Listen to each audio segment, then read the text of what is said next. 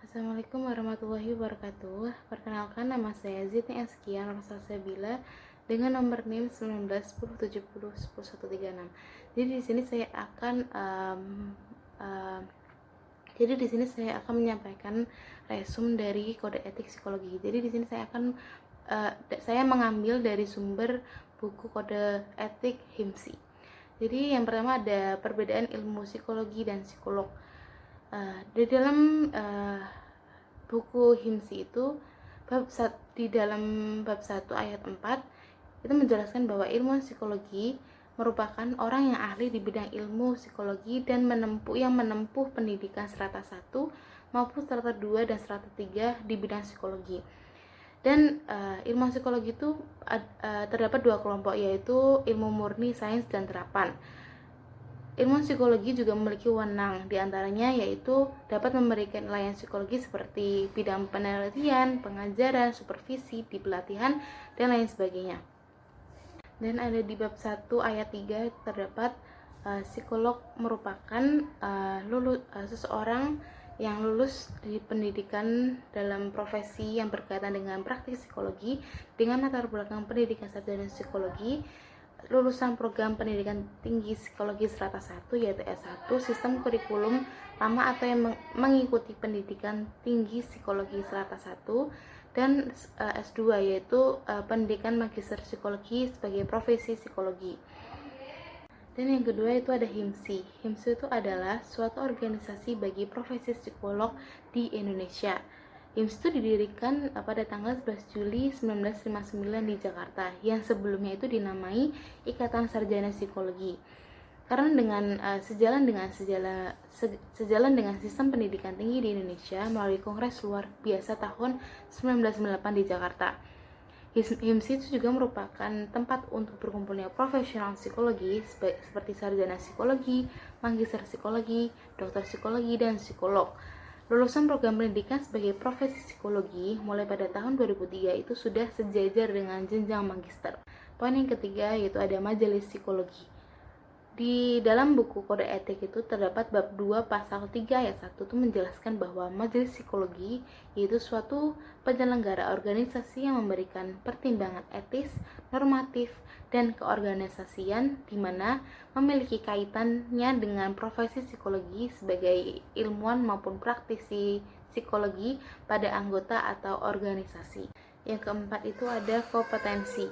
Kompetensi itu merupakan ilmu psikologi yang memberikan layanan dalam bentuk mengajar, melakukan penelitian maupun intervensi sosial dalam area sebatas kompetensinya yang berdasarkan pendidikan, pelatihan, atau pengalaman yang sesuai dengan kaidah-kaidah ilmiah yang dapat dipertanggungjawabkan.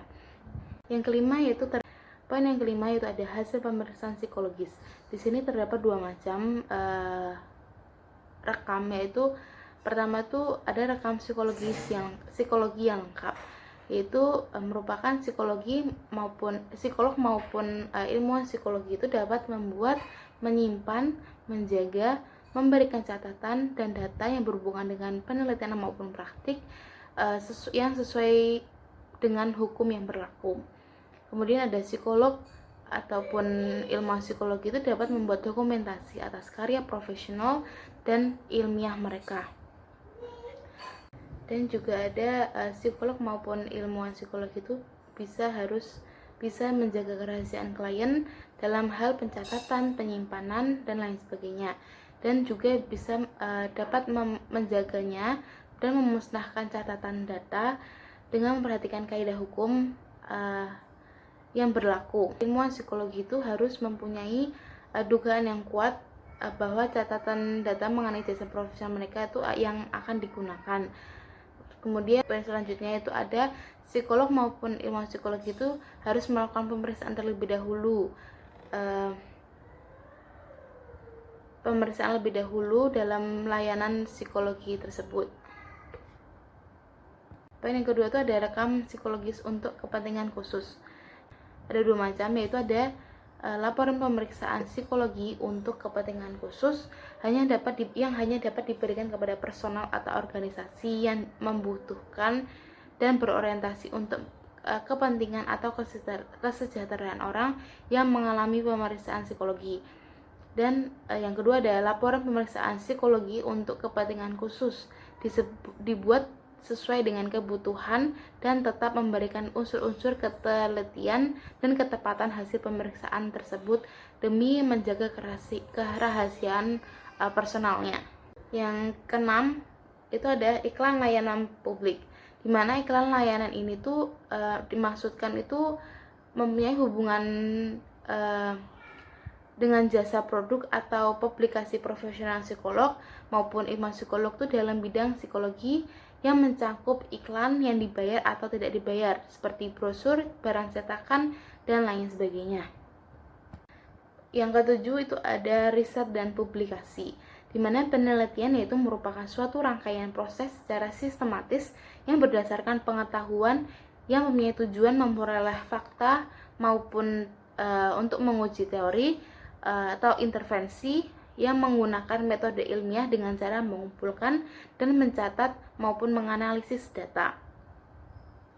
Psikolog maupun ilmuwan psikolog itu harus mempunyai sikap yang profesional, bijaksana, jujur, dan dengan memperhatikan keterbatasan kompetensinya dan kewenangannya sesuai dengan ketentuan yang berlaku dalam melaporkan atau mempublish hasil penelitian. Yang harus diperhatikan oleh psikolog dan ilmuwan psikolog, seperti mereka itu tidak boleh merekayasa data atau melakukan langkah-langkah yang tidak bertanggung jawab, dan juga jika mereka menemukan kesalahan yang signifikan pada data yang sudah dipublish, mereka akan mengambil langkah untuk mengoreksi kesalahan tersebut, seperti itu. Dan juga mereka tidak boleh menerbitkan atau mempublish dalam bentuk yang asli atau yang original dari data yang pernah diambil. Dan poin yang terakhir atau yang ke-8 itu ada psikologi forensik. Psikologi forensik ini merupakan bidangnya psikologi yang mempunyai kaitan maupun yang mempunyai yang diaplikasikan dalam bidang hukum, khususnya pada peradilan pidana. Terima kasih, sekian dari saya. Kurang lebihnya mohon maaf. Wassalamualaikum warahmatullahi wabarakatuh.